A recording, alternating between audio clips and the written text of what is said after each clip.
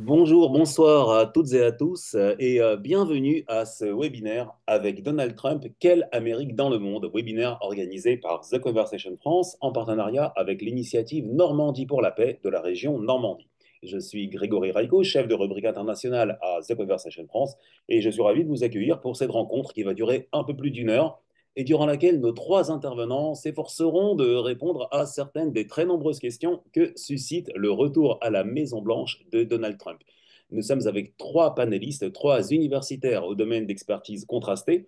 Elisabeth Shepard-Sella, maître de conférence et directrice du programme politique et relations internationales à l'Université de Tours.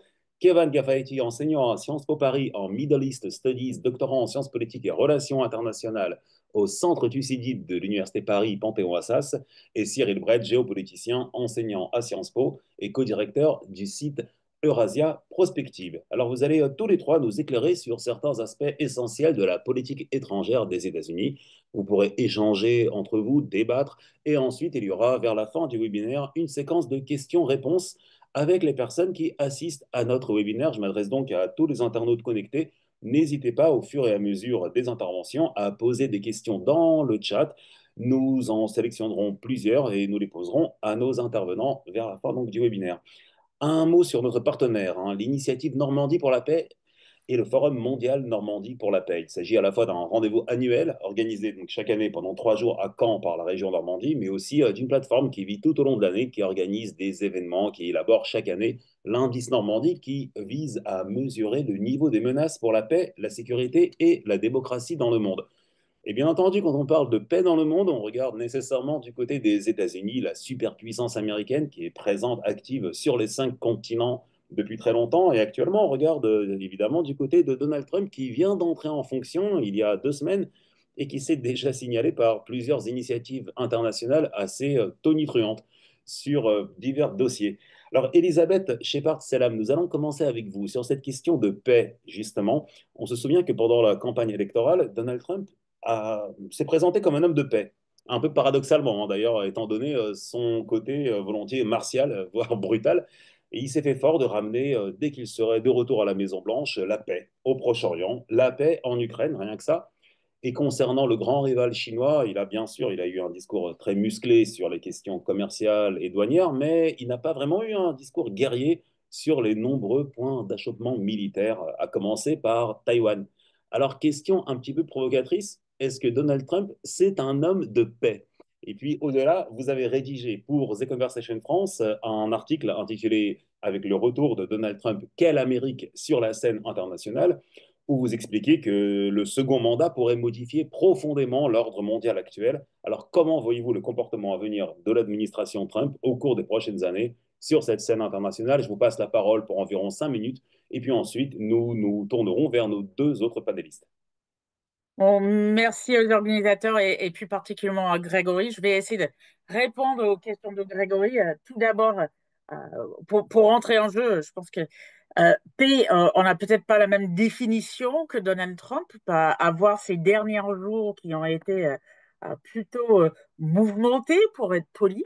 Mais pour faire un peu une perspective un peu plus large avant de passer la parole aux collègues, cette réélection, très clairement, au-delà de sa doctrine America First, provoquait déjà, comme j'avais écrit, des inquiétudes et des compréhensions. Je pense que depuis son investiture, ça va en augmentant. Si son premier mandat était caractérisé par une approche transactionnelle, réduisant les engagements militaires et privilégiant les intérêts des États-Unis, on a vu notamment juste dans les 24 dernières heures ô combien ce deuxième mandat et encore plus on s'est aligné. Les tarifs douanières d'abord sur le Canada et puis sur le Mexique, avec en échange pour une pause des militaires à la frontière, par exemple, pour protéger d'une côté des immigrés, de l'autre côté du fentanyl. Donc, je pense qu'on peut s'inquiéter d'autant plus pour la suite parce on est le 4 février, il était investi le 20 janvier. Donc, on a ces inquiétudes, notamment pour la stabilité mondiale, autant économique que politique, et bien sûr avec des nouveaux développements, notamment par rapport au premier mandat, c'est-à-dire cette présence de Musk qui inquiète à la fois en Europe avec sa positionnement par rapport à l'AfD. Aux États-Unis, j'avais écrit aussi sur la question de sur ce qui va aller se passer avec le département de défense et ce que ça pourrait dire sur la sécurité internationale. On le voit à la fois au département de défense et au FBI, une certaine purge qui se fait. Donc ça aussi, au niveau interne, c'est quelque chose qu'on suit de près, qui inquiète beaucoup. Ça, au niveau des évolutions récentes, c'est d'abord les alliances mises à l'épreuve, des alliances notamment au niveau régional, d'abord avec nos amis canadiens qui clairement ne sont pas contents du tout, avec une réponse assez forte. Bien sûr, les alliés européens, mais je laisse Cyril en parler. Cette idée aujourd'hui qu'on traite nos ennemis presque aussi bien qu'on traite nos alliés, c'est quelque chose qu'on entend beaucoup. On voit aussi, c'est en quelque sorte lié et en tout cas amplifié par les changements au niveau du leadership militaire. On a vu Pete Hegseth, donc, qui est maintenant officiellement le ministre, enfin le secrétaire de la Défense, qui à la fois en interne et en externe menace des anciens et chefs d'état-major, menace les amis, menace l'Iran. On a vu aussi au-delà de ça, le ridicule, enfin, au-delà des tarifs douanières, les ridicules sur ces questions de Canada et le 51e État. Donc, on voit beaucoup d'inquiétudes qui ne sont pas au bout des surprises. Quelques chantiers, enfin, en discutant avec Grégory, quelques chantiers que je voulais voir très rapidement, plus importants, Chine et puis Israël. Je vais essayer d'être assez bref et rester dans les 5-6 minutes qu'on m'a donné. D'abord, la Chine, cette idée, avec la nomination de Rubio notamment, qui est connu pour sa ligne dure envers la Chine, et qui critique depuis longtemps à la fois les violations des droits de l'homme, mais surtout ses pratiques économiques du pays, plaide encore pour des sanctions plus strictes, pour une approche plus ferme. On a vu déjà aujourd'hui la réponse chinoise un peu en amont, si vous voulez, avec des tarifs douanières sur des produits américains. On sait que lors de son premier déplacement à l'étranger, Rubio s'est rendu au Panama. Le Panama, c'est pas pour le Panama et le canal que c'est important pour les Américains, mais justement pour cette influence croissante de la Chine. Et Rubio, une fois sur place, avait mis en garde contre cette influence croissante en évoquant des éventuelles contre-mesures américaines vis-à-vis du Panama. Mais en fait, c'est encore une fois pas le Panama qui est visé. Il a qualifié à ce moment-là le Chine de plus puissant et dangereux adversaire que les États-Unis aient jamais affronté et a vivement dénoncé l'attitude militaire à la fois à Taïwan et aussi le rôle, par exemple, dans l'Ukraine. Donc, quelques perspectives, avec Rubio notamment en charge de la diplomatie américaine, il faut vraiment attendre un renforcement des pressions sur la Chine, des sanctions commerciales, un durcissement de la posture militaire, certainement, en Indo-Pacifique. Et puis, on a vu déjà les tarifs imposés par la Chine qui vont certainement solliciter une réponse assez rapide des États-Unis et probablement assez violent si on voit l'oiseau actuellement.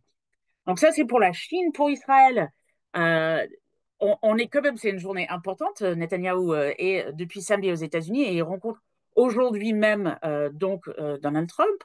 On sait qu'il y a eu une trêve temporaire qui a été conclue depuis l'investiture de Trump, ce qui est déjà très important, que des otages ont été libérés, mais qu'il reste 59 euh, qui sont détenus, que les négociations en cours sont vraiment très importantes. Donc, c'est quand même le premier dirigeant étranger à être reçu à la Maison-Blanche, qui est quand même assez significatif et depuis le début. Son entretien avec Trump va porter très certainement sur la deuxième phase de ce cessez-le-feu, la stratégie à adopter face à l'Iran, et Kevin va en parler très certainement, et puis les perspectives d'élargissement des relations diplomatiques entre Israël et les pays arabes.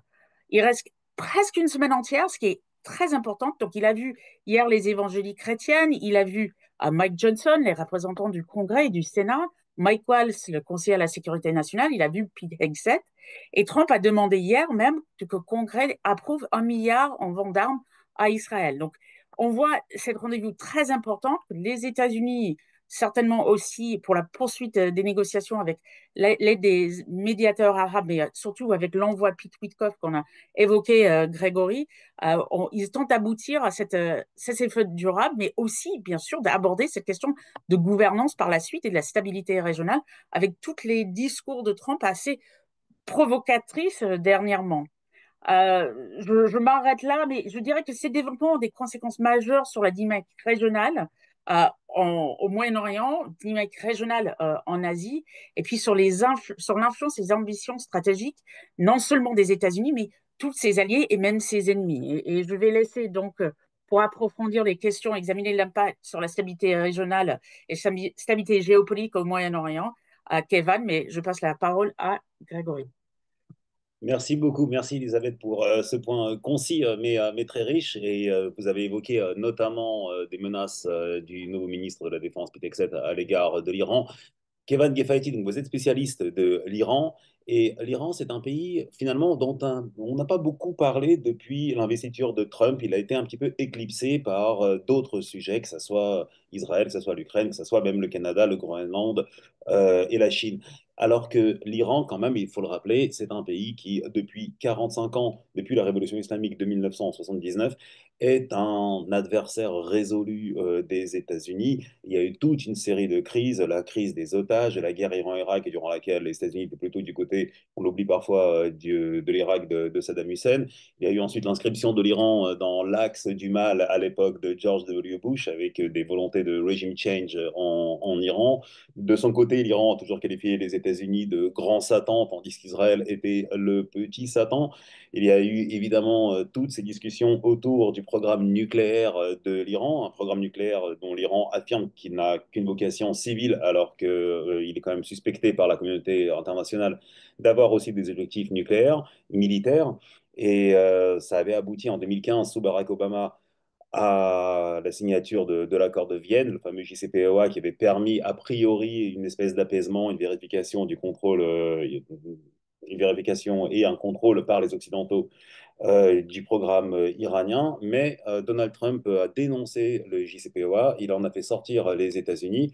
Et ensuite, il a aussi, juste avant de quitter, c'était en janvier 2020, il a fait assassiner donc Ghassan Soleimani, le chef des gardiens de la Révolution, ce qui avait vraiment encore intensifié les tensions entre les États-Unis et l'Iran. Donc, pendant 4 ans, sous Joe Biden, il y a eu une tentative de rapprochement, d'apaisement qui ne s'est pas vraiment matérialisée. Donc maintenant, avec le retour de Donald Trump, avec sa ligne très pro-israélienne, son entourage qui menace ouvertement l'Iran, est-ce qu'on s'achemine vers une nouvelle crise ou non? Vous avez rédigé un article très intéressant pour nous le 12 janvier dernier où vous vous interrogiez si Trump et l'Iran, ça serait une confrontation ouverte ou, et vous disiez que c'était quand même beaucoup moins probable, un accord surprise. Mais avec Trump, rien n'est exclu.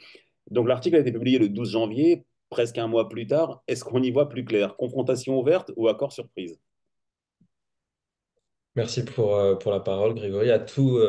Avant tout, je souhaiterais remercier donc la région Normandie et la structure organisatrice, et évidemment The Conversation Friends, et particulièrement Grégory pour cette invitation et pour m'avoir permis d'écrire donc cet article. Et comme vous l'avez très justement rappelé, on est face à une situation qui est un peu de manière assez intéressante, ancrée dans le passé, mais très évolutive avec une activité qui est évidemment quotidienne et presque même à l'heure.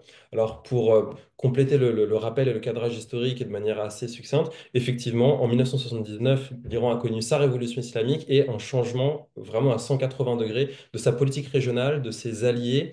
Et il faut vraiment envisager le fait que l'Iran impérial était considéré comme le gendarme du Golfe Persique. C'était vraiment le bras armé de Washington au Moyen-Orient. Et il y a un renversement complet de la table. Vous avez parlé du petit Satan, du grand Satan, Kuchak, Shaitan et Bozorg. Donc le petit Satan qui est en fait la personnification du géant américain dans la région, c'est Israël. Il y a aussi finalement, on a tendance malheureusement à l'oublier, mais nous sommes aussi les petits Satans, puisqu'en réalité, il y a d'autres petits Satans, la France et le Royaume-Uni.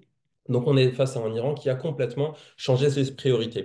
En revanche, les priorités américaines, elles, sont intangibles, à savoir le containment, l'endiguement, en français dirait-on, de l'Iran et de sa politique régionale. Ça déjà, c'est quelque chose qu'il faut recadrer. Comme vous l'avez justement dit, au début des années 2000, il me semble en avril ou en août 2002, il y a eu donc la révélation sur la scène internationale du fait que l'Iran a des activités nucléaires.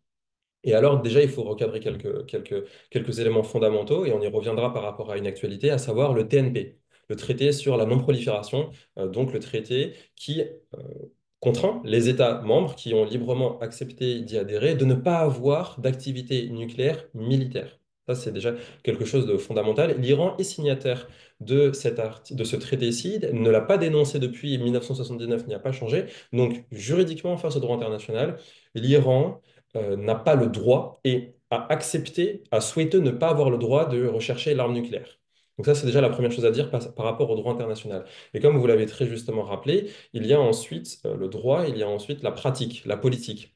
Et c'est là où il y a beaucoup de discussions, puisque l'Iran a toujours dit, nous ne voulons pas l'arme nucléaire. L'Iran a même dit c'est haram, il y a même eu une fatwa donc, du guide suprême de la révolution Ali Khamenei qui a dit, du fait du principe même de l'arme nucléaire, à savoir la non-discrimination entre les belligérants et les non-belligérants, vous lancez une bombe, ça attaque les militaires mais aussi les civils, comment dire, contraire à l'islam et donc c'est une arme illicite en islam. Nous n'avons pas le droit par rapport à notre religion. Évidemment, il y a tout un débat sémantique et discursif qu'on peut avoir par rapport à ça. Et ensuite, regardons les faits. Ce qu'il faut savoir, c'est que pour maîtriser la technologie civile, 20%, c'est un maximum suffisant. Et l'Iran, en fait, assez rapidement dépassé ces taux-là. Et ce qu'il faut savoir, c'est que les 20 premiers pourcents sont les plus difficiles à acquérir en termes d'enrichissement des matières fissiles. J'entends notamment uranium, mais aussi plutonium. Donc, imaginez une voiture qui démarre. Entre 0 à 20 km, il y a un certain démarrage au moteur qui est difficile, mais entre 20 à 40, ça va assez rapidement. Et en fait, pour le nucléaire, c'est exactement ça. Il vous faut 90% d'enrichissement pour avoir une arme nucléaire, mais de 0 à 20%, c'est bien plus difficile que de 20 à 90%. Et juste à titre informatif, l'Iran actuellement est un peu en dessous de 65%. Donc, vous voyez, on est bien au-dessus d'un taux civil. Et donc, c'est cela, ce taux d'enrichissement qui fait douter, je dis la communauté internationale, mais c'est notamment, comme vous l'avez mentionné, Israël, l'Europe de l'Ouest, on peut dire plus largement l'Union européenne et l'Amérique du Nord, qui s'inquiètent de cet élément-ci en disant que l'Iran va intégrer l'arme nucléaire au Moyen-Orient et ensuite les autres États voudront avoir l'arme nucléaire. Bon, ça, pour le coup, c'est un élément qui est factuellement complètement erroné puisque c'est un secret de polichinelle, mais l'arme nucléaire est déjà au Moyen-Orient. Israël n'a pas déclaré avoir des armes nucléaires, mais ne l'a jamais renié. Et donc, regardez les Wikileaks, pardon, avec les mails américains qui ont été diffusés. Israël a environ 300 têtes nucléaires. Ça, c'est un autre élément qu'il faut amener. Et ensuite, comme vous l'avez dit, on a eu un accord sur le nucléaire iranien, donc le 14 juillet 2015, entré en vigueur l'année suivante, le JCPOA, l'accord de Vienne sur le nucléaire iranien, qui avait contraint l'Iran, qu'il avait accepté, de se contraindre à 3,67% en taux d'enrichissement pour le nucléaire. Donc, une impossibilité pratique, cette fois-ci, d'acquérir l'arme nucléaire et avoir quelques centaines de kilos de matière fissile. Et il y a eu 11 rapports de l'AIEA qui ont indiqué que l'Iran respectait ses engagements, ce qui expliquait aussi de l'autre côté la levée des sanctions, notamment onusiennes, américaines et européennes. Ça n'a pas été un argument suffisant aux yeux de Donald Trump qui a décidé le 8 mai 2018 de sortir unilatéralement du JCPOA. Pendant environ 6 mois, un an, on a eu l'Iran qui a continué à la fois d'exhorter les autres États signataires, donc États européens, j'entends Union européenne, Royaume-Uni, ainsi que aussi la Russie et la Chine, et à faire revivre le JCPOA et à peut-être ramener les Américains à la table des négociations et en même temps à respecter ses engagements. Et au bout d'un moment, l'Iran a complètement décidé de mettre aussi de côté le JCPOA qui est donc brain dead. Et donc là, maintenant, on est dans une zone complètement ouverte, entre guillemets. Et finalement, ça nous amène à la politique américaine donc de Trump de 2017 à 2021, où ça a été la maximum pressure. Ça, c'est ce que j'expliquais dans l'article.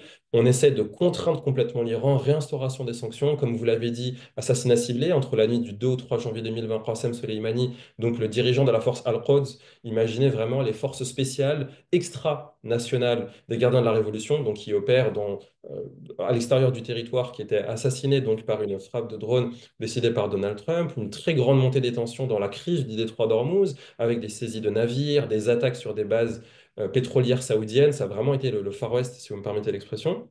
Et ensuite, on a eu la volonté du président démocrate Joe Biden de renégocier. Nous devons relancer ces négociations de Vienne. Il y a eu, je le crois, à certains moments, de part et d'autre, peut-être parfois de manière simultanée, un vrai souhait de négociation. Cependant, ces négociations n'ont jamais abouti. Et le 14 février 2022, enfin début février 2022, l'invasion russe de l'Ukraine a complètement changé les priorités internationale et donc américaine. Et donc, l'accord sur le nucléaire iranien n'a plus du tout été une priorité. Il n'y a plus eu d'accord. Et maintenant se pose la question, bien, est-ce que nous allons réavoir une période d'instabilité, nous allons réavoir cette maximum pressure, ou à l'inverse, justement, on va avoir un accord? Le réflexe presque pavlovien, et qui est correct en soi, c'est de dire la maximum pressure va être réinstaurée. Et comme le disait Elisabeth, on est dans un contexte international où on a du mal à distinguer qui sont les amis des ennemis, donc vraiment, on est dans l'incertitude. Et comme le disait effectivement Elisabeth, on a aussi des nominations qui sont très parlantes. Typiquement pour le secrétariat d'État, on a pu avancer le nom de Marco Rubio. Comme il était dit au secrétaire de la Défense, on a Pete Hegseth, on a aussi Mike Huckabee. Donc on a des personnes qui sont dans l'administration de Trump très fermes par rapport à une potentielle discussion avec l'Iran. Donc je dirais qu'il y a un très crédible scénario où on aurait une situation assez conflictuelle. Cependant, et je pense qu'il est important de parler justement de cette hypothèse-ci parce que c'est crédible, possible, quoique peu probable, un accord n'est peut-être pas impossible. Et en fait, je regardais justement les dernières informations pour être à jour. J'ai vu que jeudi dernier, il y a eu des déclarations du côté iranien.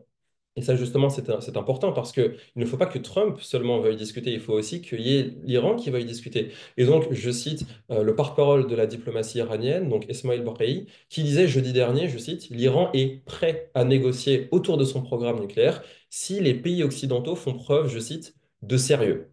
Voilà donc la position iranienne. Et d'ailleurs, ça rejoint quelques jours après mon article, j'ai vu que le président actuel, Massoud Pezeshkian, avait dit je veux discuter avec l'Ouest, avec l'Occident. Je le cite. Il me semble que à la fin du mois de janvier, il y avait aussi des déclarations du guide suprême, le décisionnaire ultime, final en Iran, qui avait dit nous ne sommes pas contre le principe de la discussion.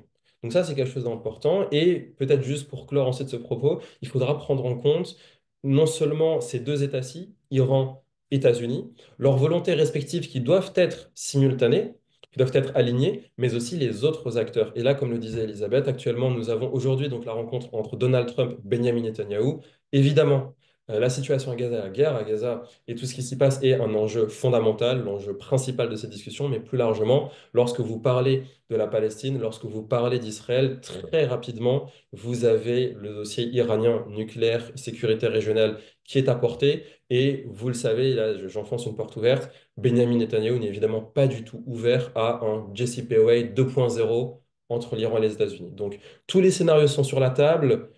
Watch and see. Merci beaucoup Kevin pour ce point très précis hein, sur la relation avec l'Iran. On voit à quel point elle est tendue. Je me tourne vers Cyril Brett.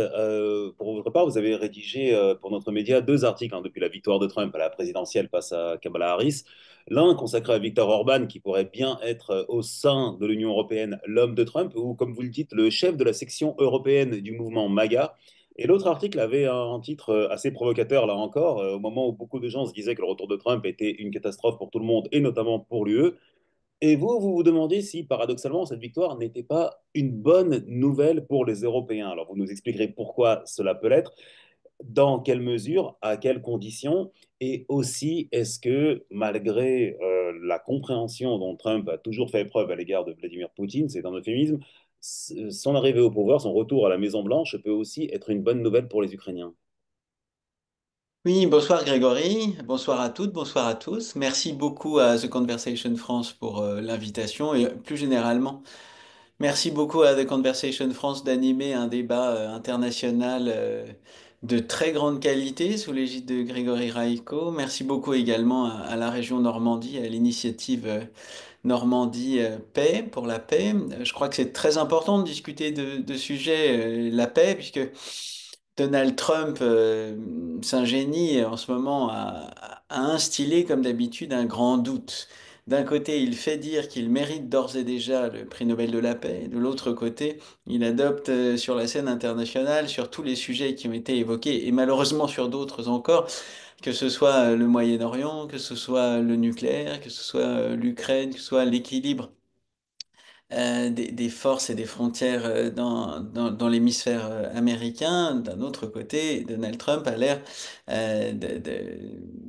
d'enfiler les habits du chef de la Ligue internationale des îles libéraux et des autoritaires. Alors faisons un petit pas de côté et voyons quelles sont les véritables défis par-delà le nuage de mots et par-delà le brouillard de provocation de Donald Trump, quels sont pour nous, Européens au sens étroit, ceux qui sont citoyens de l'Union européenne et Européens au sens large, c'est-à-dire ceux qui, sur notre grand continent, ont un intérêt à la paix. Voyons quels sont les véritables défis. Puis dans un deuxième temps, je viendrai sans doute aux défis pour l'Ukraine. Euh, les Européens, comme peuple, comme personne, comme dirigeants aussi, affrontent trois défis, je pense, avec l'administration Trump 2, qu'on a déjà vu.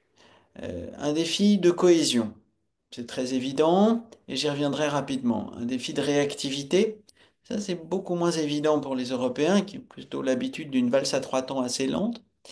Et un défi de maturité à l'égard des relations internationales et qui inclut de leur part, qui exige de leur part un changement de culture internationale et géopolitique drastique, dont ils ont beaucoup parlé, dont ils ont déjà connaissance, mais qu'ils peinent à mettre en œuvre. Vous l'avez rappelé, Grégory, The Conversation France a eu la gentillesse d'accepter mon titre provocateur, qui considérait que l'élection de Donald Trump au début de novembre était une chance historique pour les Européens. Très évidemment, tous les indicateurs sont passés immédiatement au rouge en Europe. Je n'ai pas besoin de revenir sur le caractère quasi anti-européen de l'idéologie de Trump et de sa doctrine des relations internationales qu'il a. Doctrine, c'est peut-être un mot un peu noble pour les éructations volontairement provocatrices de Mar-a-Lago le 6 janvier, mais enfin, bon, l'antagonisme est très évident. Ce que j'ai voulu soutenir dans ce papier, c'est que avec l'élection d'un président américain autoritaire, anti-multilatéral, qui considère le droit international comme la protection des faibles et qui considère le rapport transactionnel forcé comme la marche normale des relations internationales, les Européens avaient l'occasion absolument historique de faire entendre leur voix propre, leurs intérêts propres. D'abord, en termes de cohésion. C'est l'évidence. Donald Trump, anti-multilatéraliste, il a retiré, enfin, il a annoncé prendre la décision de retirer les États-Unis à nouveau de l'accord de Paris à effet immédiat. Les Européens, eux, abordent leurs propres intérêts, leurs propres actions et leur propre vision du monde sous l'angle du multilatéralisme et du respect des souverainetés nationales et de la parole donnée dans les grands traités multilatéraux qui structurent le monde entier, l'ONU et les différentes régions et les différentes thématiques. Eh bien, les Européens doivent avoir suffisamment de sang-froid, suffisamment de cran, suffisamment de discipline pour ne pas aller supplier à Washington de les exempter de telle ou telle sanction commerciale, de telle ou telle menace tarifaire et de faire corps pour une simple raison qui ne tient pas aux valeurs, qui ne tient pas aux principes, qui ne tient pas à l'éthique, mais qui est que ce qui est respecté désormais à Washington explicitement, c'est la masse et la force et que les Européens doivent rappeler constamment, inlassablement à Washington et aux dirigeants à Washington qu'ils sont la plus grande économie, ils sont la plus grande puissance commerciale, ils sont le plus grand espace d'échange économique de production de valeur où la propriété privée, la propriété intellectuelle et les règles sont respectées. Et que donc c'est une bonne affaire de traiter avec eux encore, et c'est une bonne affaire de ne pas abîmer les relations commerciales avec eux.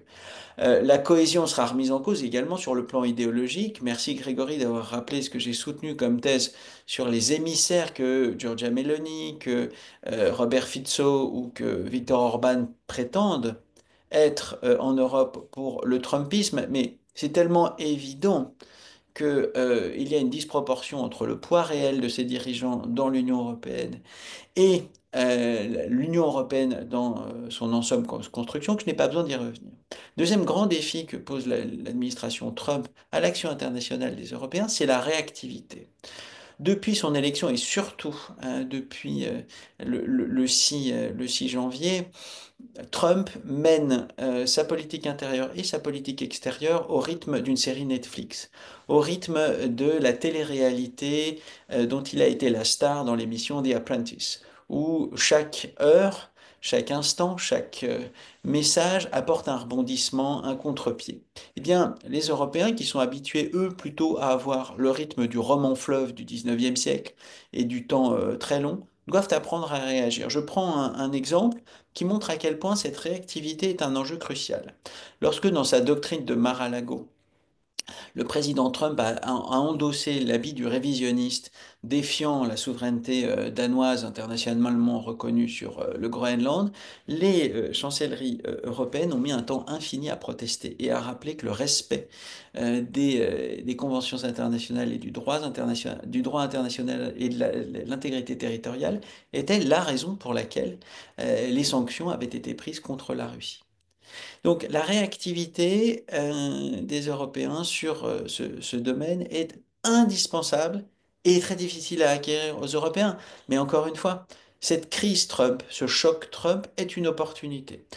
Enfin, et dernier point, dernier défi, c'est pour les Européens au sens très large du terme, un défi de maturité.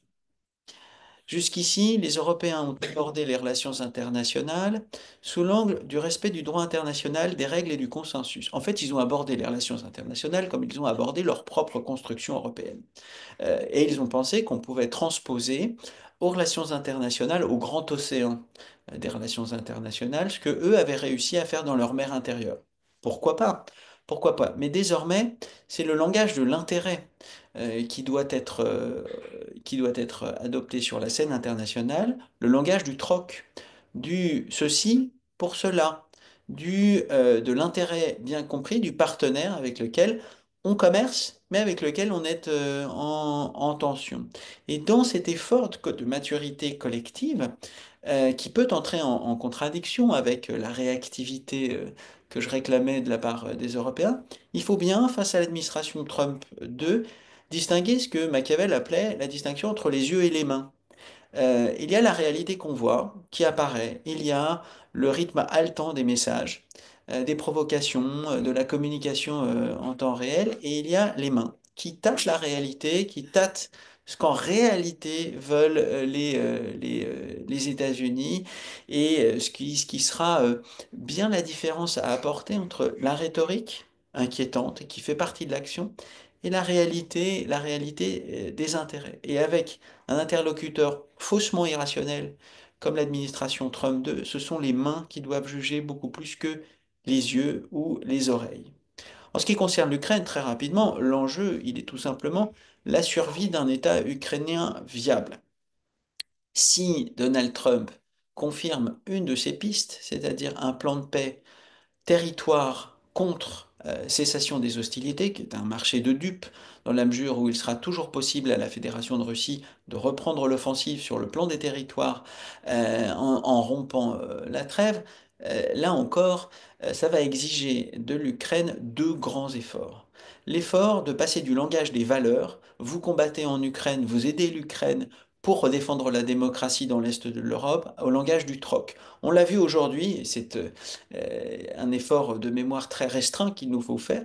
Donald Trump a bien dévoilé ses cartes aujourd'hui en considérant que l'aide américaine continuerait si des garanties étaient apportées en matière de contrôle des ressources rares, des terres rares, dont l'Ukraine est dépositaire, semble-t-il, à hauteur de 5% des réserves prouvées, peut-être un tout petit peu plus. Et donc, ce que fait la présidence Zelensky, ce que va faire la diplomatie ukrainienne, c'est de passer du langage de la protestation morale et juridique, tout à fait justifié, à celui du Trump. Il va falloir intéresser l'administration Trump 2 à continuer la guerre froide, ou la guerre très chaude malheureusement, en Ukraine. Et j'en finirai par là. Le piège qui est tendu à l'Ukraine et par la rhétorique poutinienne et par la rhétorique trumpienne, c'est celui de la relégation. Le piège de Thucydide pour l'Ukraine, ça n'est pas de passer à la guerre à grande échelle, c'est déjà fait. Le piège de Thucydide pour l'Ukraine, c'est de passer du statut de front avancé de la défense de la démocratie à celui d'arrière-cour de la Russie. Donc les enjeux européens, c'est vraiment un enjeu géopolitique positif, c'est-à-dire faire de cette crise, de cette succession de crises, une opportunité, notamment pour asseoir le statut géopolitique de l'Union européenne. Et malheureusement pour l'Ukraine, ce qui se joue, c'est bien la survie comme territoire viable et comme territoire véritablement indépendant. Voilà. Merci beaucoup, Cyril, pour cette analyse qui me fait me tourner vers vous, encore une fois, Elisabeth. Cyril vient de dire que, il ne fallait pas toujours prendre pour argent comptant toutes les déclarations, toutes les propositions, les promesses de Trump, notamment.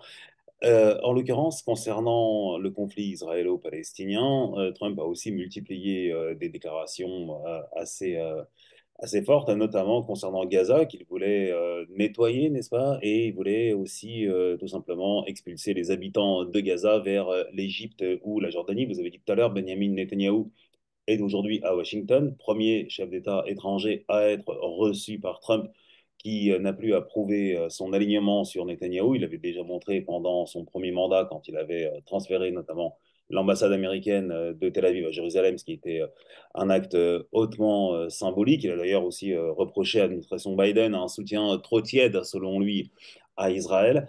Euh, que peut-on attendre concrètement de l'administration Trump sur ce dossier? Vous avez cité plusieurs personnages comme Marco Rubio, évidemment le secrétaire d'État, l'envoyé spécial pour le Proche-Orient, Steve Witkoff, l'ambassadeur en Israël aussi, Mike Huckabee. Qu'attendre de Trump et qu'attendre des hommes qu'il a placés à des postes stratégiques clés sur la question israélo-palestinienne? Alors, la première chose, c'est que c'est plutôt un soutien vis-à-vis d'Israël. On sait, et même aujourd'hui, c'est encore sorti des rumeurs comme Trump ne peut pas supporter Netanyahou. Je crois que personne ne peut vraiment supporter Netanyahou. Ça, c'est toute une autre question. Mais ils parlent le même langage. Et il ne faut pas oublier que Bibi Netanyahou a aussi beaucoup travaillé aux États-Unis et un homme qui a travaillé en consulting aux États-Unis pendant des années. Donc, enfin, il connaît le langage aussi américain. Pareil, il veut en plus nommer à la tête de son unité de négociation Ron Dermer, qui est un proche et qui est aussi dans cet aspect chez les Israéliens un peu plus américaniste, si vous voulez, avec cette culture-là. Donc ça, de côté israélien, aide certainement avec ce dialogue avec Trump. De côté de Trump, que ça soit Huckabee, il faut pas oublier, c'est une de ces personnages que j'avais déjà écrit dans un des premiers articles juste avant l'élection, de ces évangéliques chrétiens qui dictent en grande partie cette politique américaine vis-à-vis d'Israël. Ils sont quand même 24% de la population à peu près aux États-Unis. Ils ont des très grandes lobbies, ils ont beaucoup d'argent qui donnent vers des candidats, notamment Trump.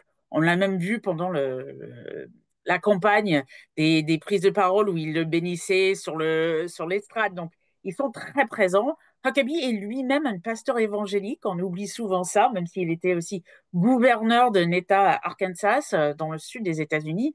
Donc, la nomination de Huckabee, pour lui, c'est du pain béni. Il est très content, mais clairement, cette position très pro-israélien, ce n'est pas nouveau. On oublie peut-être pourquoi. Parfois, on oublie ces évangéliques chrétiens. Il y a aussi à l'ONU Elie Stefanek qui a été nommé, qui est très pro-israélien.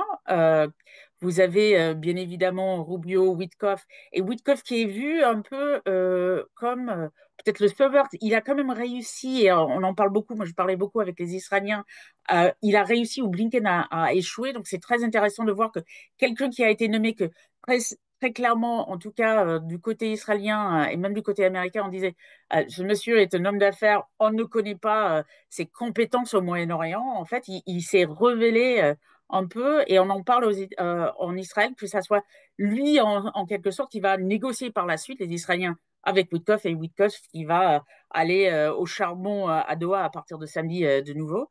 Ce que je dirais sur ce qui se passe là aussi, c'est qu'on sait très bien que cette question iranienne, et je reviens avec ce que disait Kevin, cette question iranienne est très clairement aussi au centre. Euh, non seulement par rapport, enfin, il n'y a pas seulement la question palestinienne, il y a aussi la question d'Arabie Saoudite, il y a la question iranienne. Et ce que j'entends en tout cas dans la presse israélienne, mais aussi dans mes sources israéliennes, c'est que Trump risque de ne pas suivre Bibi à 200% sur ce qu'il a envie de faire. Donc, il risque d'avoir quand même la surprise sur ce dossier-là. On parle encore de pression maximum, comme parlait de Kievan, donc je pense qu'on est quand même sur cet aspect-là. Mais on n'est pas à l'abri des surprises avec Trump, même sur ce dossier-là. Kevin, justement, pour l'Iran, tout ce qui se passe du côté palestinien est devenu complètement crucial. On connaissait depuis très longtemps le soutien de l'Iran au Hezbollah. Évidemment aussi un voisin, un grand voisin d'Israël, le régime syrien de Bachar el-Assad qui vient de s'effondrer. L'Iran s'était aussi rapproché ces dernières années du Hamas qu'il soutenait.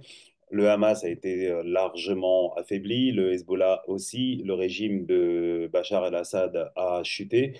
Est-ce que un Iran aux abois est un Iran plus dangereux, plus susceptible finalement d'accélérer sur cette route qui le mènerait vers l'arme nucléaire? Alors c'est vrai que la question est vraiment cruciale pour la sécurité régionale d'abord et la sécurité mondiale en réalité. Donc oui, vous faites référence à cet axe de la résistance. Alors d'aucuns parlent de croissant chiite, d'arc de crise. L'expression iranienne est plutôt mehvar et muqavemat, cet axe de la résistance, donc qui passerait peut-être par le Yémen et les Houthis, ensuite à l'Iran et ensuite on aligne donc les quatre pays jusqu'à très récemment avec la Syrie, donc Irak, Syrie, Liban et Proche-Orient, Palestine, Israël. Et donc, effectivement, vous avez des maillons qui sont affaiblis, le Hezbollah, le Hamas, ou qui sont complètement brisés, Bachar el-Assad en Syrie. Et donc vient la question, est-ce que l'Iran va accélérer son programme? Ce qu'il faut savoir, je pense que l'Iran a accéléré ses recherches nucléaires, ses activités nucléaires, indépendamment du 7 octobre 2023. En réalité, vraiment, le point de départ, ça a été le départ américain du JCPOA. Et disons que ça a été peut-être un catalyseur plus qu'un moment de bascule, la guerre Palestine-Israël. Et donc, à partir de là, on a un Iran, comme vous l'avez dit, qui est aux abois. Et la question est légitime, est-ce que l'Iran est plus dangereux? Parce que finalement, c'est de ça dont on parle. Et alors, la question peut se poser parce que euh, lorsque vous avez un État qui peut se sentir en danger, lorsque vous avez un être vivant qui se sent en danger, par réflexe, mécanisme de défense, il peut être offensif, il peut attaquer. N'est-ce pas? On dit habituellement une bête blessée plus dangereuse que dans son état normal.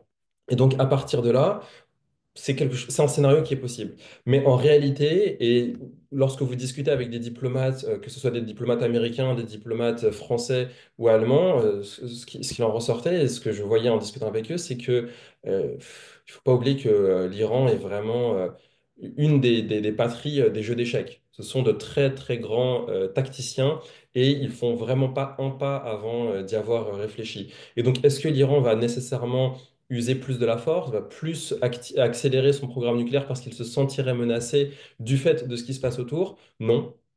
L'Iran est dans une phase d'observation extrêmement attentive, mais aussi il ne faut pas non plus être, comment dire, crédule de ce côté-là. L'Iran continue d'étendre son influence en Syrie, continue d'observer et aussi de discuter avec les nouveaux occupants du pouvoir à Damas. Donc l'Iran est vraiment en phase d'observation. Je dirais que l'Iran est en phase d'observation, en phase d'attentisme peut-être presque, parce que finalement, outre ce qui se passe à sa porte, immédiatement, il y a vraiment, comme justement on en parle, ce qui se passe outre-Atlantique. Et donc, quelque part, on n'a pas vu un mouvement de bascule avec le 7 octobre 2023. Mais le moment de bascule, c'est maintenant que nous le voyons. Les Iraniens s'attablent, se sentent potentiellement menacés par un retour de la maximum pressure policy. Comment dire, regardez comment dans le champ discursif et ensuite aussi au niveau de l'AIEA, le moment vraiment de bascule pour l'Iran, ça n'a pas été le 7 octobre 2023 sur le plan nucléaire. Sur le plan régional, c'est autre chose, évidemment. Sur le plan nucléaire, ça n'a pas été le 7 octobre 2023, c'est plutôt maintenant. C'est plutôt l'échéance qui se rapprochait de l'investiture de Donald Trump. Donc, est-ce que l'Iran a mis un coup d'accélérateur depuis le 7 octobre 2023? Euh, oui, mais ça n'a pas été directement lié avec le 7 octobre, ça a été une tendance plus lourde, plus longue. Maintenant, est-ce que vraiment l'Iran va, dans les prochaines semaines, mettre au point une bombe nucléaire? C'est un scénario que je considère vraiment pas comme étant crédible. Vraiment, à très court terme, non, vraiment pas. Là, je pense que la question va beaucoup plus se poser de la réaction iranienne par rapport à l'action américaine. C'est vraiment ça qu'il va falloir observer. Cyril Brett, un autre pays qui, lui, pour le coup, dispose de l'arme nucléaire, ça on le sait, c'est la Russie. C'est la Russie qui a exprimé de nombreuses menaces nucléaires tournées à la fois vers l'Ukraine, mais aussi vers les protecteurs occidentaux de l'Ukraine. comment est-ce que la Russie vit l'arrivée et le retour au pouvoir de Donald Trump comme le retour d'un allié ou comme plutôt l'arrivée de quelqu'un qui va à toute force vouloir imposer un cessez-le-feu et pour ça peut-être essayer de faire en sorte que la Russie accepte des conditions qui ne seraient pas nécessairement celles qu'elle pourrait obtenir si le conflit s'éternisait, si elle finissait par envahir davantage de territoires ukrainiens. Oui, voilà une question essentielle parce qu'elle met en jeu la perception décalée que nous pouvons avoir, nous, Européens, et la perception que les Russes peuvent avoir de ce retour au pouvoir de Donald Trump. Euh, D'un point de vue européen, d'ailleurs, on a un test assez fort avec Viktor Orban qui avait fait quasiment campagne, en fait, pour Donald Trump. On pourrait penser que, eh bien, au sein de cette Ligue internationale des autoritaires et des illibéraux, il y aurait eu, si ce n'est des scènes de liesse, du moins des messages assez positifs de la part des autorités russes au moment de l'élection, au moment de la transition et au moment de la prise de fonction. Il n'en a rien été et on a eu deux tests grandeur nature. Fin 2024, le 19 décembre, avec la conférence de presse du président Poutine et avec, il y a 10 jours, la conférence de presse de Sergueï Lavrov. En fait, rien n'a changé dans les messages fondamentaux de la Russie sur les relations internationales. J'en veux pour preuve le quasi copier-coller des deux très grands dirigeants russes, de ceux qui pèsent le plus sur la ligne internationale de la Russie. Ils ont repris les mots-clés et les axes clés de la doctrine internationale de la Russie de l'année dernière. La Russie fait face, selon leurs termes, à l'Occident collectif dont les États-Unis sont le leader et au sein desquels les États-Unis abusent de leur position dominante. Ils font face dans cet Occident collectif à des États-Unis qui manient tour à tour le langage de la force, le langage de la menace, le langage du droit et, et le langage des valeurs pour obtenir des avantages indus dans les relations internationales contre la Russie et contre la Chine, ainsi que contre la Corée du Nord et contre l'Iran. Et donc en fait, le cap qui est donné à l'action extérieure de la Russie, c'est de résister à ce double standard, à ce deux poids, deux mesures que les États-Unis instilleraient, qu'ils soient dirigés par Donald Trump ou qu'ils soient dirigés par Joe Biden, et les grands axes d'action internationale. Dans le domaine monétaire, bien, c'est la dédollarisation. Dans le domaine stratégique et militaire, c'est la désotanisation du monde. Dans le domaine commercial, c'est le pivot vers l'Asie avec un développement des échanges commerciaux avec les grands moteurs de l'économie asiatique et avec les petits moteurs de l'économie asiatique, donc Chine, Inde, Vietnam, Singapour notamment. Ce qui fait que l'arrivée de Donald Trump au pouvoir, avec son annonce tonitruante de plan de paix en 24 heures pour l'Ukraine, est pris en fait avec un certain recul avec les autorités russes, et on peut le comprendre. Dans la mesure où les déclarations de Donald Trump sur la sécurité en Europe en général et sur la Russie en particulier, ne sont pas particulièrement encourageantes, pas particulièrement attrayantes si on se place du point de vue des intérêts russes. La donne actuellement en Europe orientale pour la Russie est plutôt favorable sur le long terme.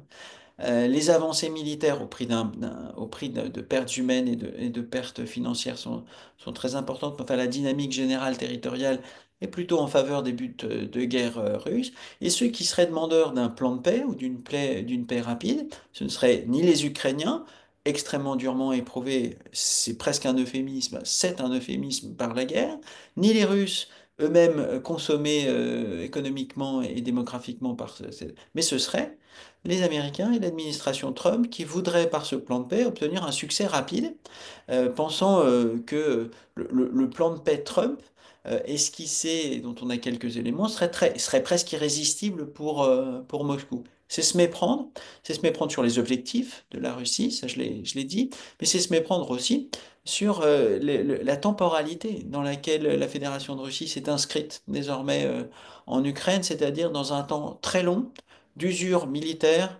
diplomatique, également culturelle communicationnel, qui fait que ça n'est évidemment pas de l'indifférence a accueilli l'élection de Donald Trump, mais ça n'est sûrement pas un changement de cap stratégique. Et j'y vois là un signe qu'on a déjà discuté quand il s'agit des dossiers moyen-orientaux. Ça change la donne pour les alliés des États-Unis. Ça ne change pas la donne pour les rivaux des États-Unis, ou du moins pas encore.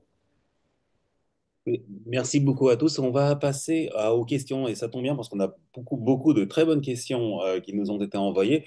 Et en plus, ça tombe d'autant mieux que ce sont des questions que je peux très aisément répartir entre vous trois. Elisabeth, alors on a une question sur un homme dont, sauf erreur, le nom n'a pas encore été prononcé, c'est J.D. Vance, le vice-président. La question de notre internaute est celle-ci. Trump a 78 ans, J.D. Vance est à un battement de cœur de la Maison-Blanche. Que se passe-t-il si demain Vance finit le mandat de Trump? Alors, effectivement, une très bonne question, une question qui n'est pas anodine dans un contexte où on a un président actuel qui a eu au moins 2 tentatives d'assassinat pendant la campagne, dont on en a beaucoup parlé justement dans un article sur la violence politique aux États-Unis, qu'on peut imaginer actuellement avec tous les agissements en interne, mais aussi à l'étranger, que ce soit les Iraniens ou d'autres qui ont menacé la vie de Trump qui pourrait avoir d'autres tentatives, ça ne serait pas à exclure. Quand on retrouve donc J.D. Vance, en plus de son âge, bien évidemment, mais semble être en plutôt bonne santé, mais J.D. Vance pourrait effectivement accéder. Alors, J.D. Vance qui est à peu près dans la même lignée sur un certain nombre de questions, je pense notamment sur Israël, mais pas seulement, mais qui pourrait être encore plus dur et je pense plus imprévisible parce qu'il n'a pas le même d'abord parce qu'on connaît Trump de son premier mandat, donc on a quand même quelques repères, même s'il est toujours aussi imprévisible, mais aussi parce que J.D. Vance, à part le série Netflix, enfin la vidéo Netflix et son look bouquin, on le voit mal, en tout cas en termes de politique étrangère, vraiment s'imposer au-delà de ce qui est déjà en cours, avec notamment, je pense à Rubio, qui est quand même un monsieur avec une compétence, un monsieur politique assez fort, qui pourrait aussi tenir tête à des hommes comme J.D. Vance. En état de cause, aujourd'hui, J.D. Vance n'a pas beaucoup sa place dans l'administration, on va être honnête. Musk prend plus la place que toute autre personne en dehors du président. Et à côté de ça, bon, on voit Pete Hegseth et d'autres. On ne voit pas beaucoup de J.D. Vance. Il faut le dire au niveau international. Je pense à Netanyahou. Il n'a pas vu ni Rubio ni Vance, mais il a vu toutes les autres qui prennent une place énorme. Et paraît-il, il voit aussi, si je comprends bien les Israéliens, il voit aussi Elon Musk. Donc aujourd'hui, on a du mal à voir exactement à quoi ça se ressemblera, mais on peut imaginer un peu plus de la même chose. Il est dans la même alignée America First avec un côté beaucoup plus America profonde, l'Amérique profonde, même s'il était bien évidemment dans la finance. Ah, merci beaucoup, Elisabeth. Alors, je vais encore vous poser encore une question puisque on vient de, Allez-y. oui, on vient de nous demander justement quelle est l'influence réelle aujourd'hui de Trump pardon, de Musk et quelle sera-t-elle dans l'avenir? Bon, très rapidement, très brièvement, parce que je voudrais aussi, il nous restera ensuite une vingtaine de minutes, qu'on puisse poser voilà, des questions à Cyril et à Kevin. Voilà, assez rapidement, comment vous voyez ça et jusqu'où l'influence de Musk Alors, peut s'étendre? aujourd'hui, en termes de politique intérieure, c'est très inquiétant. Pourquoi? Parce que cette DOGE, enfin, de département d'efficacité gouvernementale, n'a aucun mandat législatif. C'est-à-dire le Congrès n'a pas donné enfin, son accord ni pour la création ni pour Musk, qui n'a pas rempli les documents corrects. Et on voit quand même à certaines de ces sbires, notamment des petits jeunes qui n'ont aucune expérience ni aucune accord en termes de sécurité nationale, essayer de mettre des mains sur des dossiers, fermer l'USAID, qui est quand même la branche, on va dire, de financement, de développement notamment. Ils ont une véritable influence en interne. Ils sont en train de créer beaucoup de remous au FBI, au Pentagone, au département d'État aussi. C'est très inquiétant en interne. En externe, Musk, pour le coup, peut-être moins d'influence, ce qui est plutôt normal vu sa position, sauf qu'il est quand même le patron de X, comme on le sait, et qu'il a aussi eu des propos par rapport aux élections allemandes, par rapport au Royaume-Uni. Donc on sait que il est quand même, enfin, il représente quand même quelque chose à l'international, mais aujourd'hui, en tout cas dans le gouvernement américain, il est plutôt une menace en interne plus qu'en externe pour l'instant. Merci beaucoup, Elisabeth. Une question pour Kevin et une double question, en fait, ou plutôt deux questions que je vais combiner en une. Il y a un rapprochement entre l'Iran et la Russie hein, qui ne date pas d'hier, mais il y a eu un accord global de coopération militaire. Et puis, on sait que depuis longtemps, ces deux pays entretiennent des relations assez étroites. Est-ce que face à cette proximité entre la Russie et l'Iran, on pourrait imaginer que Trump, en bon négociateur, se dise bah, je vais plutôt me ranger du côté iranien, peut-être pour affaiblir la Russie, et finalement passer un accord avec l'Iran. Et seconde question, si au contraire rien ne se passe dans ce sens et l'Iran finit, peut-être pas d'ici quelques semaines, voire quelques mois, mais finit un jour par obtenir l'arme nucléaire, quels seront les prochains pays de la région à le faire? Et notre auditeur nous demande si ce serait l'Arabie Saoudite, la Turquie ou l'Égypte. Alors, merci pour cette question qui me permet d'aborder certains éléments vraiment capitaux. Déjà, ce qu'il faut savoir, c'est que la coopération irano-russe ne date pas d'hier. Ça, déjà, il faut l'admettre, la coopération de manière générale. Un, la coopération militaire et stratégique ne date pas d'hier non plus. Deux, et trois, je dirais, elle a été accélérée par la guerre en Ukraine, n'est-ce pas? Qui ont vu Alors, il y a des accusations, notamment du côté américain, de potentiels officiers iraniens qui seraient peut-être même allés en territoire russe, ukrainien, donc notamment par rapport à la Crimée, pour peut-être épauler les Russes. Évidemment, l'Iran dément complètement de ce côté-là. Et maintenant, quid de la coopération nucléaire? Cette coopération nucléaire n'est pas non plus récente. Elle date pas de l'accord que vous mentionnez qui date des derniers jours, notamment par rapport au réacteur de Boucher. Vous avez eu des complexes donc technologico-nucléaires où la Russie devait vraiment donner son soutien à l'Iran. C'est des projets anciens qui sont toujours en cours de développement, évidemment. Mais donc, ça n'a pas été un moment de bascule, disons, cet accord qu'il y a eu très récemment. Et ensuite, surtout, vous savez, c'est des accords un peu je dirais pas d'intention, mais pas loin. Parce que n'oubliez pas, vous avez déjà eu un accord semblable qui avait été annoncé en très grande pompe. Il me semble que c'était en mars 2020, le Lion Dragon Deal, l'accord entre l'Iran et la Chine, donc Lion l'Iran, Dragon la Chine, c'était le partenariat global commun, il me semble. Voilà, on disait que c'était une coopération à 400 milliards de dollars, ça avait été annoncé en grande pompe.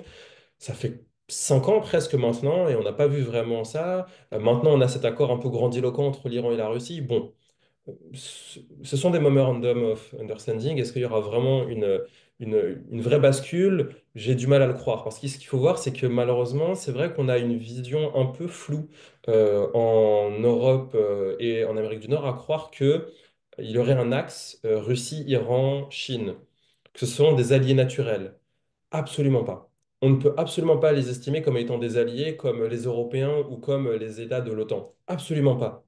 Ce sont des États qui, je ne vais pas dire se font la guerre, mais qui sont en opposition. Rappelez-vous que la Russie et l'Iran ont été très actifs en Syrie. On a tendance à dire ils ont travaillé main dans la main. Absolument pas. Rappelez-vous juste de quelque chose. Chaque frappe aérienne israélienne sur des intérêts iraniens en Syrie a été de facto autorisée par la Russie. Ça, il faut vraiment l'avoir en tête pour une raison extrêmement simple.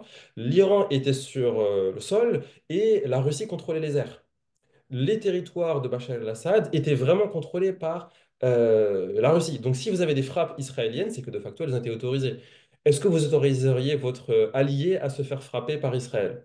Assurément non. Donc déjà, ce ne sont pas des partenaires aussi proches que l'on aurait tendance à les croire.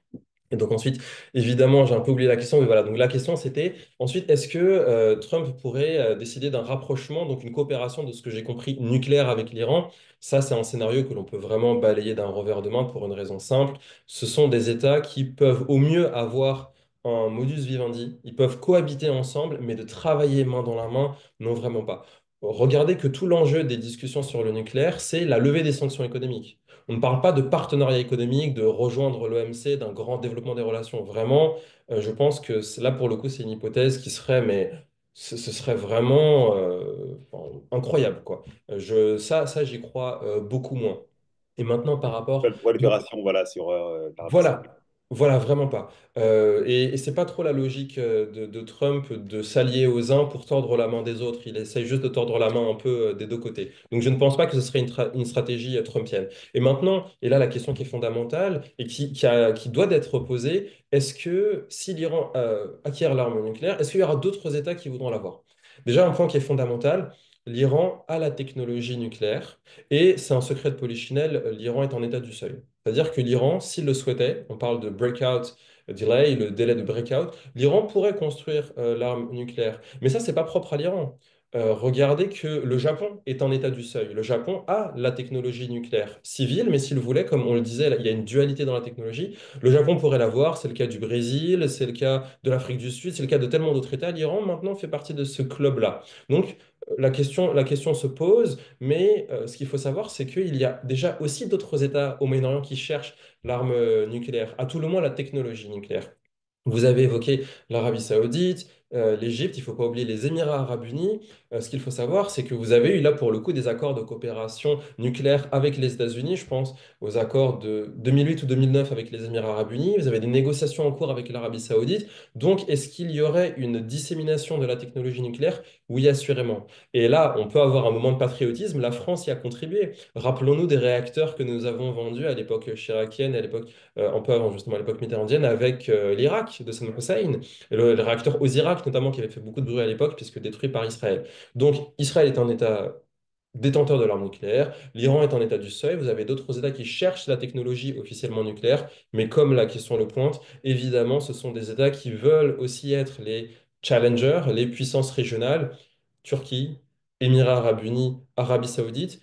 Égypte a cette prétention, mais n'a vraiment pas les infrastructures et surtout les capacités financières. Je ne le mettrai pas de manière aussi crédible sur la table que les trois premiers. Arabie saoudite, Émirats, Turquie, oui, assurément. Et juste un dernier mot de conclusion, il y a déjà des armes nucléaires en Turquie, mais elles ne sont pas turques, elles sont américaines. Il faut vraiment garder en tête que le Moyen-Orient est nucléarisé au sud-ouest avec Israël, avec maintenant des États du Seuil, et au nord-ouest avec la Turquie qui héberge des armes, des têtes nucléaires américaines de l'OTAN en son territoire. Donc c'est pour ça qu'il faut vraiment décentrer son regard et comprendre que lorsqu'on est dans la région, le Moyen-Orient est déjà nucléarisé. Justement, Cyril, Brett, il y a une double question sur la question de l'OTAN qui a été évoquée par Kevin, l'OTAN auquel appartient la Turquie, l'OTAN à laquelle appartiennent aujourd'hui les États-Unis, où ils jouent évidemment un rôle historiquement moteur. Est-ce que l'avenir de l'OTAN est menacé avec Donald Trump? Et question subsidiaire, est-ce que maintenant que le Royaume-Uni est sorti de l'Union européenne et que Trump est de retour à la Maison-Blanche, on pourrait assister à un rapprochement encore plus net entre Washington et Londres et avec vraiment une recomposition totale des alliances, l'OTAN disparaissant plus ou moins. Merci beaucoup pour ces questions qui sont très riches, très ambitieuses et qui obligent à véritablement réfléchir à ce qui va se passer et assez rapidement. Et Je auquel il va falloir répondre de façon assez concise parce que le temps Hmm, est compté. exactement.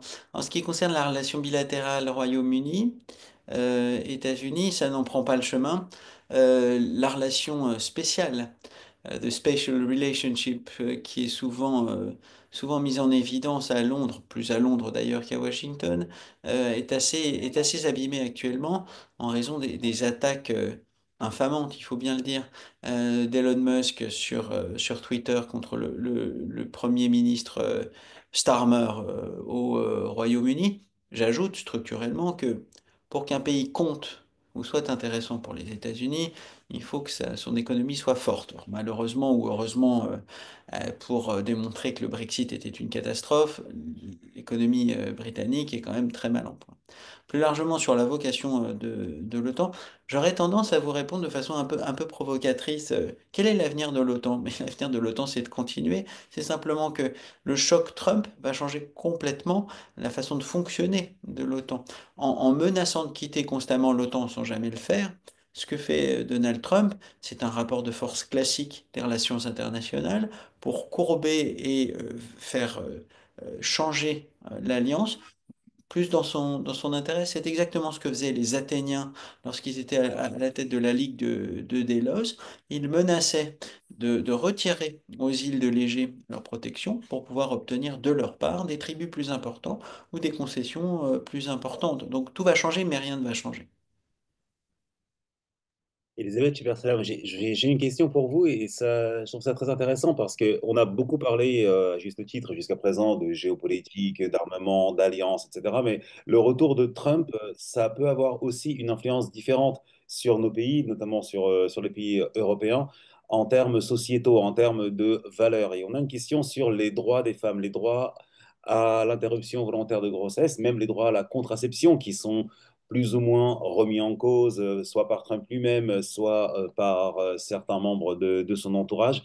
D'une part, qu'est-ce qui se prépare de ce point de vue aux États-Unis? Et puis, pensez-vous aussi, et peut-être que Cyril pourra aussi intervenir sur cette question, qu'il y a en Europe des gens qui regardent du côté des États-Unis, qui prennent modèle sur les États-Unis, mais plus exactement les mêmes gens qu'avant, et des gens qui pourraient tout à fait prendre l'exemple américain pour remettre en cause ces droits qu'on pensait depuis un petit moment, en tout cas dans les pays d'Europe, définitifs. Alors, Et les- d'abord, cette question d'IVG, par exemple, aux États-Unis, on sait que la Cour suprême est un peu revenue sur cette question en le renvoyant vers des États. Alors, pendant le cycle électoral, il y a quand même eu un certain nombre d'États qui ont mis cette question comme référendum. Dans un certain nombre ont passé cette question-là. Donc, c'est aux États-Unis de gérer cette question aujourd'hui. C'est clairement pas une priorité en soi aux États-Unis de la même façon qu'on s'inquiète en Europe. Oui, les femmes américaines, mais clairement, elles ne sont pas assez nombreuses pour avoir évité que Trump arrive au pouvoir et éviter que toute cette lignée qui est très masculiniste.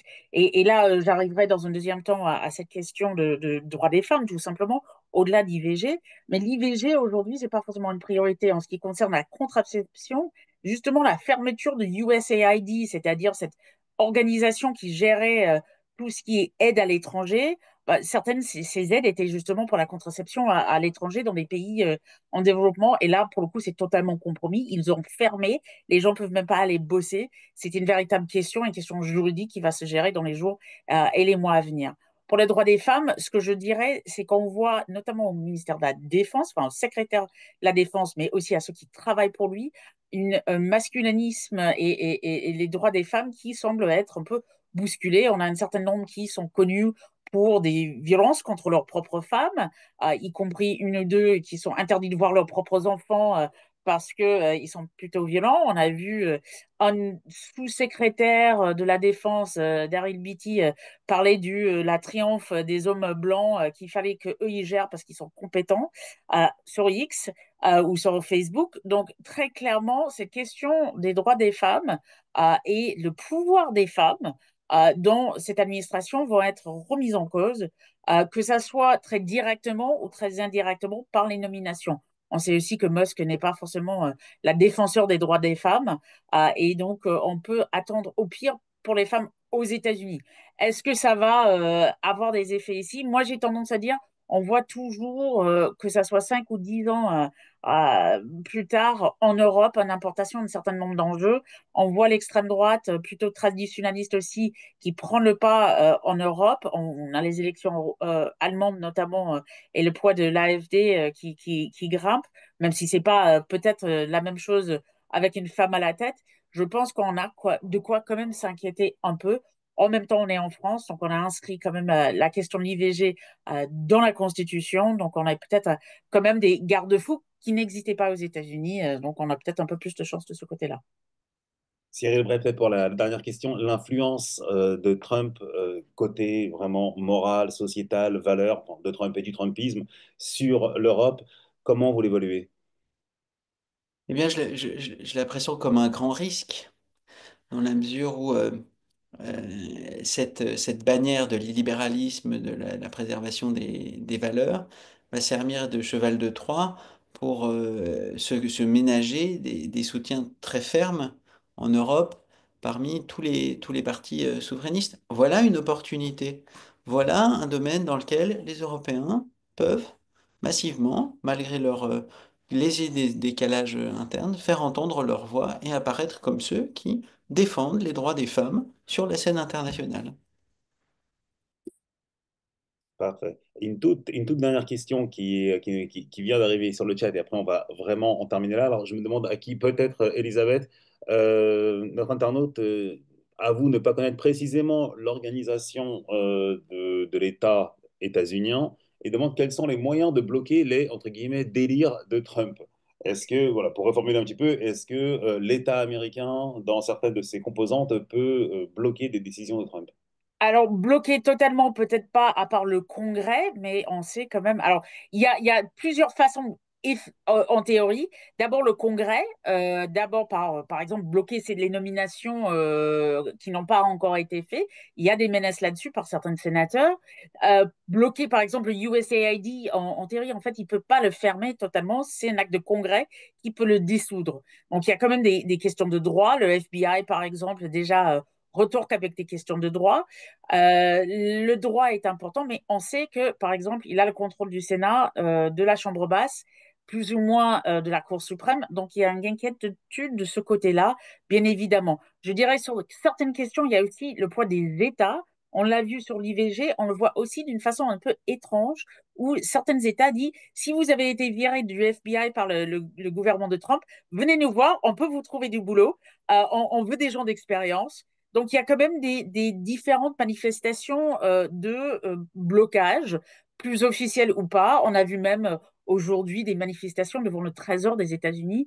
Donc, il faut pas il faut compter avec le droit, mais aussi avec le peuple américain. Mais je pense qu'il y a quand même des moyens de, en tout cas, détourner si c'est pas bloqué totalement.